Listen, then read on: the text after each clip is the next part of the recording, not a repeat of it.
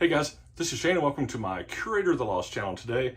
Hey, I'm going over some library finds and estate sale finds, but it was while I was on a trip. I had to go out for business to California.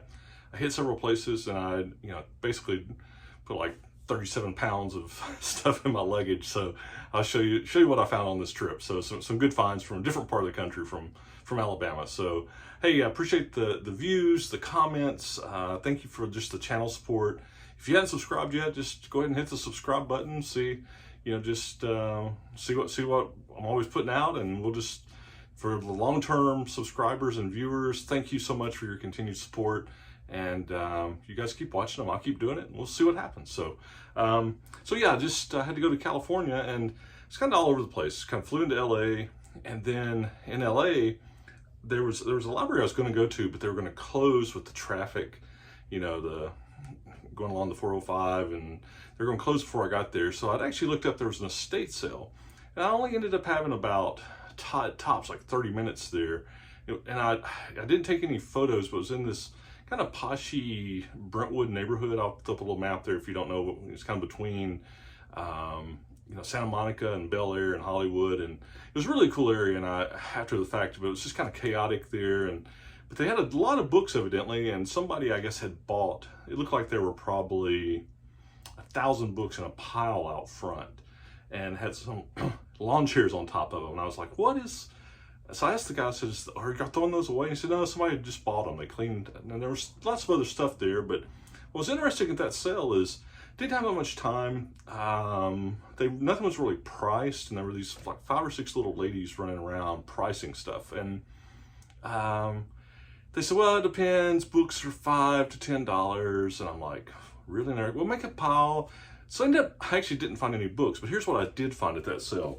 I found some VHS painting tapes, okay? And I got like 16 of them. They charged me $1 a piece for them. No, they gave me one for free. That was their deal. But I thought, well, I think it's still a good deal, but it seemed like it was California pricing instead of Alabama pricing. But what I did find was they're all about painting, right? They weren't Bob Ross this time, but there was this one with Bill Alexander, this wet on wet techniques, and actually I sold comp on this one for 15 bucks, just this one. So I'll make my money back on this one. Then there were these two, it was a Seascapes and Watercolor painting, and I think I had sold comps on these. One of them hadn't even been opened. I think I can get like 20 bucks for those.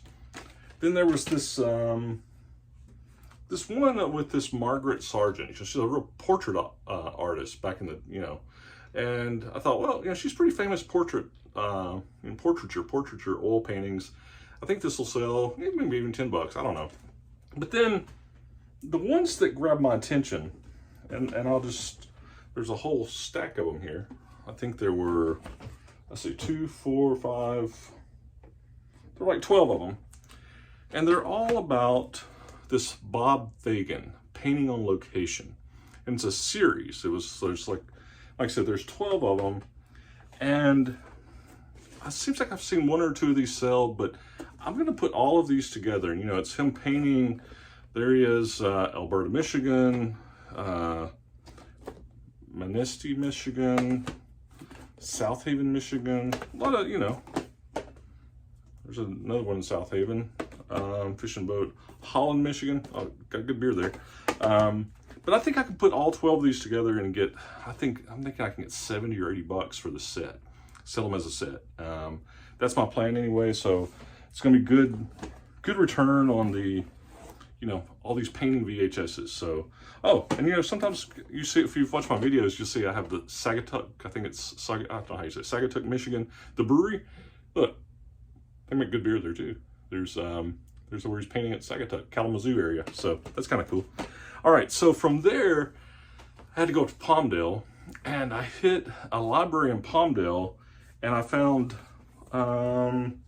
let's see, I found these in Palmdale. This was kind of bizarre. All right, they were all free. All their CDs were free. And it was all of these, John Gardner, who took over the James Bond storylines, took over the Ian Fleming stories, kept, writing James Bond books. It's like 2, 4, 6, 8. There are 10 of them, unabridged, books. And individually, I see these selling for maybe $5 or $6. I think I can put all these together again. There's 2, 4, 6, 8, there's 10 of them. I think I can put all these together and get at least $40 out of them, maybe even more. But yeah, they had a sign up that said they're overrun. They said all of their audio books and audio, they were free. So, and then I also got, and actually they said CDs and stuff too. So I did get this. There's a Roy D. Mercer. I think I had comps on that for about 15. I think he makes phone calls, like practical phone calls, jokes.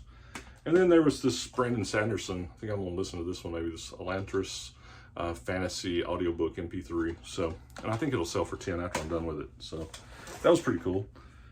Then I went back down to Santa Clarita area, you know, right there, I guess where like Magic Mountain and all that is. And I hit a couple of libraries there, and let's see, was that all of that one? Oh, there was another one. I did find one book at that, the Palmdale Library. There was this book on, it was just this weird, the Dyke and the Dybbuk. Anyway, it was just sitting there and kind of caught my attention. Looked it up. This thing sells between 30 and $55. I couldn't believe it. So that one, you know, it's like $1 for the book. I got the free audio tapes and then these, so it's pretty cool. But yeah, so back down to Santa Clarita, I hit a library bookstore there. I found two things. This one is like 1950s Carrier Combat book.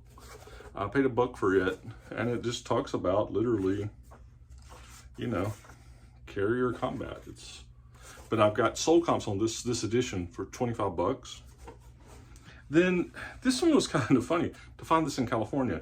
Let's go look at that, from the Greasy Row to Catfish Capital, and it's it had a long gift inscription, not from the author but from somebody else. But it's about you know, Humphreys County, Mississippi. So I think that's I'll maybe get 15 or 20 bucks for it, but interesting copy, so I thought I liked it. All right, so then from there, I was able to stop by and see a buddy that lives down around Ladera. And so I stopped. It was probably just south of Irvine. There was a library that I've hit before. And, you know, they had a 25-cent cart out front in the lobby. And on that cart, I actually found this SAP book, SAP finance book. And I have, I can sell this for about 50 bucks, make about $30 to $35 profit on Amazon. It had an E-score of like 11, so it's not like an everyday seller, but it's should sell, make about 30 bucks profit. That was another 25 center. Then there was this golf program, and this was from 1995 Franklin Templeton Shootout. You know, I think it's Fred Couples, and I'm not a big golf pro person, but you know, I noticed it was signed, and it's just not robo-signed, and I get to going through it, and it's got, let me get to it here. So it's got these golfers, I guess, that were at the shootout, but some of them, so there's Hale Irwin, had signed, and there's Tom Kite signed it, and then there was Greg Norman. There's 2 more signatures. Back here in the back, there's Greg Norman. So I gotta do a little research, but I think this was somebody who had attended this and got these guys to sign it. I don't think it's the robo-signed, because they're not all robo-signed. I think this is gonna have some good signatures in it, and I don't even know what it'll sell for. I have to check it out. So then I went inside their little book area, and I was really striking out. I don't know, you know, maybe they scan in the back, it's hard to know, but there's one shelf, and it had oversized books, which I typically don't find anything, you know, like the coffee table books. It's kind of hit or miss. But I saw this RX-8 book, and this is about a $25 book. I'll probably will, it had a decent E-score. I probably will send this to Amazon, you know, a $25 or $30 book. I paid $1 for that one. Then they had a bunch of these animation books on how the art of, you know, so this was from a lot of the Disney movies and different movies. You know, Dreamworks here, the art of Dreamworks, How to Train Your Dragon. This one was $1. paid, I see it's selling for 25. This one really has a pretty high E-score. It sells pretty quick, I think. Then there was this one, Hotel Transylvania. This is, I paid $2 for this one. It's funny how a couple of them were $2 and some of them were $1, but this one was like 30. It'll sell for 35. Then here's one on Tangled Disney. This one's only sells for about 20, but it has an E-score of like the 151 plus. So as soon as I send this in, I think it'll sell. Make good on it. Then here's another $2 one on the Crudes, okay? And this one actually has sold comps on it for 85. So kind of interesting. And then there was another art book. This was the Art of the Blue Sky Epic. Now, I'm not familiar with this one. Paid $2 for it. It's like a $65 book. And, you know, these things are really, you know, we did a lot of the computer animation. It's kind of neat. Then there was an Avatar one that on Amazon is listed for 100.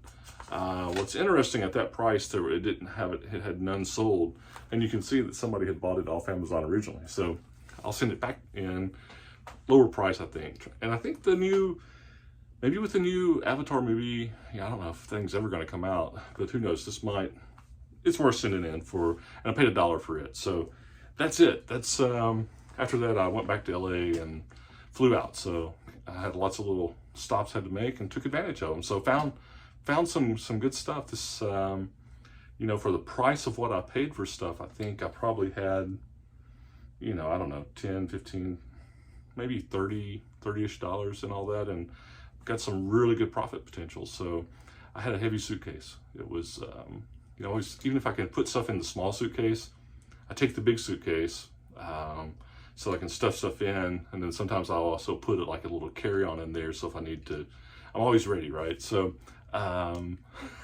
maxed it out. I think it was it wouldn't have taken anything else. But hey, found some good stuff, and like I always said, when I travel, I love to go to libraries to check out different areas, and it's fun to source in areas that you're away from home, right? Because you kind of get to see what's kind of in the stores, or what's kind of hot, and or what you can pick up, things that you don't necessarily see in your hometown, you'll find in other places. So I always find it interesting. And also when I go to libraries and they have little bookstores, just the libraries themselves, I get a sense, I get a feel for the vibe of the area and the town, just from what its library's like. So it's something I like to do when I travel, especially if I'm traveling alone. It's something to do. So anyway, hopefully you're seeing cool, buying cool, see it, buy it, then list it and sell it, and see cool, buy cool. We'll see you next time. Bye.